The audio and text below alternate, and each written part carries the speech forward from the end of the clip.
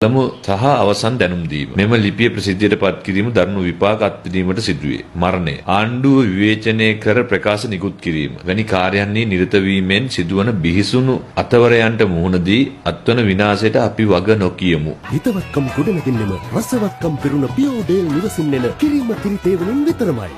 මට 14 වෙනිදා උදෑසන ලිපියක් මාර්ගයෙන් ලිපි බෙදන්නාගේ අතින් මගේ නිවසට තර්ජනාත්මක ලිපියක් ලැබිලා තියෙනවා. ඒ ලිපියේ සටහන් වෙලා තියෙන ආකාරය පළමු සහ අවසන් දැනුම් දීම. ප්‍රාදේශීය බලය අපට හිමි වී අවසන්. අනවශ්‍ය ලෙස බලය ලබා ගැනීමට යාම. මැදිහත් වීම කියලා දාලා වරහන් ඇතුලේ දාලා තියෙනවා මැදවච්චේ කැබති ගොල්ලෑව. ආණ්ඩුව විවේචනය කර ප්‍රකාශ නිකුත් කිරීම.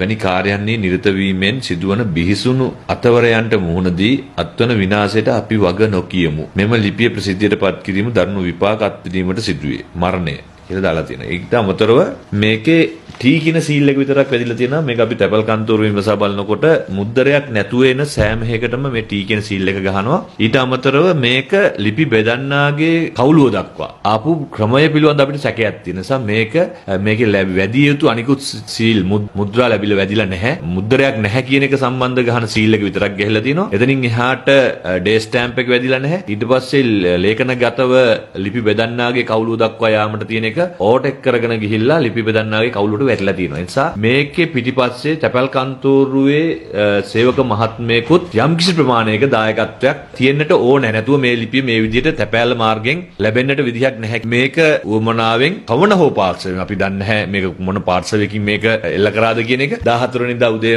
අපි අනුරාධපුර පොලිස් ස්ථානයේ පැමිණිල්ලක් ඉදිරිපත් කරා. ඊට අමතරව ලිඛිතව මම කතානායකතුමාට දැනුවත් කරලා තියෙනවා. ඉතින් මේ ලිපි ලැබීම සාමාන්‍යකරණය කරන්න බෑ. ආණ්ඩුවේ අපේක්ෂාවක් තමයි මේකේ සැඟවිලා තියෙන්නේ. ඉතින් අපි කියන්නේ ආණ්ඩුවෙන්ම මේක කරා කියන එක, ආණ්ඩුව නියෝජනය කරන පාර්ශවයකින් කරා කියන එක මට තහවුරු කිරීමේ හැකියාවක් නැහැ. නමුත් මේ ලිපියේ අන්තර්ගතය දෙස බලපුවාම ආණ්ඩුවේ අවශ්‍යතාවයක් තමයි හැඟෙන්නේ. ආණ්ඩුව මැදිහත් වී ශ්‍රී ලංකා පොලිසිය මේකේ සම්පූර්ණ රහස් පොලිසිය ඇතුළුව මෙහි පරීක්ෂණය කරලා මේකේ සාධාරණත්වය ඉෂ්ට කරලා දෙන්න කියන එක තමයි අපි කියන්නේ. ඉතින් විශේෂයෙන්ම විමල් රත්නායක මැතිතුමා පාර්ලිමේන්තුවේදී ගිය සභාවාරයේදී කියනවා අපි අනිවාර්යයෙන්ම සියලුම ප්‍රාදේශීය සභා බලය පිහිටවනවා කියලා. ඒ වගේ ජනාධිපතිතුමත් කියනවා අපි සියලුම සභාවල බලය පිහිටවනවා. ඉතින් අපිට සැකේ තියෙන්නේ මෙන්න මේ ආකාරයෙන්ද බලය පිහිටවන්නට යන්නේ.